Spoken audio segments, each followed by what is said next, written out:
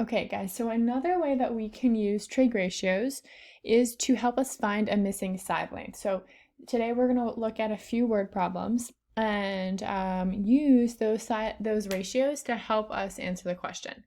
So let's read through this word problem, and as we read it, I'm going to draw a picture because that's always going to be our first step, and that's really key to any word problem.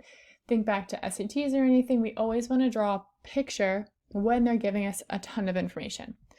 Okay, so a fire truck has an 84-foot ladder. So here's my fire truck. And it has an 84-foot ladder. Here's my ladder. And I'm going to label it 84 feet, I guess. Yep. That extends from a fire truck that is 8 feet tall. So then the fire truck is 8 feet tall. So obviously both of these are 8. And it makes an angle of 55 degrees. So that means that this angle is 55 degrees. How high can the ladder reach off of the ground to put out a fire in the burning building? So here's my building, and I want to know how tall it could reach off of the ground. Okay, so let's take a look at the triangle. The triangle that we are really working with is right here, right? I need to figure out which side of this triangle do I need to figure out to solve this question. Like, this is really what I want. I want this total height, okay? If there's a fire up here, how high off the ground is this ladder going to reach?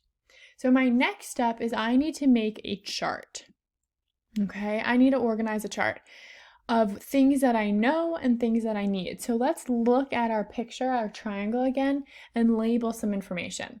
So this theta represents our angle. I know an angle, right? I know that my angle is 55 degrees. 84 represents what? The hypotenuse, right? So I also know a hypotenuse. What other side length? So there's two other options, the opposite side or the adjacent side. Do I need to find to answer the question about this total height? It's going to be my opposite side, right? The side opposite across from my angle. The adjacent side, sure, I could find it. That's this right here, right? Here's my adjacent side, but it doesn't really matter. Who cares what this distance is? All it wants to know is this height right here. I don't care about my adjacent side. Sorry, adjacent. Okay. Once I organize my chart, I need to determine which trig function we should use based on the chart. Okay, so let's take a look at my chart here. I'm going to be working with these two side lengths, the opposite side and the hypotenuse side. And then I want you to think back to SOHCAHTOA. Which trig function, sine, cosine, or tangent, includes me working with the opposite side and the hypotenuse side? So we could say tangent is opposite adjacent, cosine is adjacent hypotenuse. Oh, would you look at that? Sine is the opposite and the hypotenuse, okay? Which is why I'm going to create a function using the sine function because it has the two sides that I'm working with in my chart and in the problem. So I write down this equation, remember, sine of theta equals opposite over hypotenuse. And then I'm going to substitute the values into the equation that I know. Okay, so I know sine of theta. Theta, remember, is my angle. My angle is 55 degrees equals x. I don't know the opposite. I don't know the opposite, right? That's what I'm trying to find. Okay, so I'm going to call it x over 84 because 84 is my hypotenuse. From there, I just have to solve this for x, right? I need to get this x alone so I can figure out how long my opposite side is. So this goes back to some just basic algebra.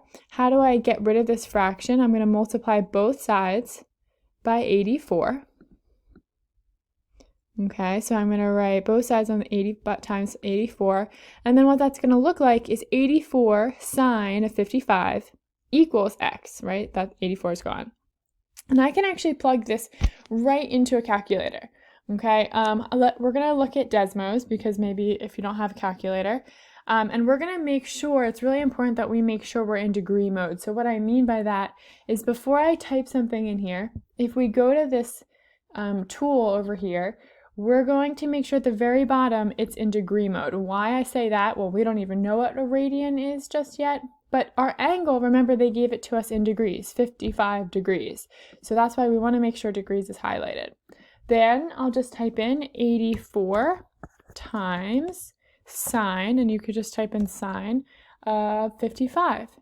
And it said round to the nearest tenth, so it'll be 68.8. Okay, so it'll say 68.8 equals x. So I guess I poorly chose this variable here. Let's pretend this is a y is the total thing, because if we call this is x equals 68.8, 68.8, I need to find the total height, right? How am I going to find this total height? I need to add these two together, right? So I need to say 68.8 plus 8, because that's the height of the truck, equals 76.8 feet high. That's how high this ladder will reach at the top of a burning building to put out a fire. Okay, so go carefully through these steps and you're going to practice them. Awesome job, guys.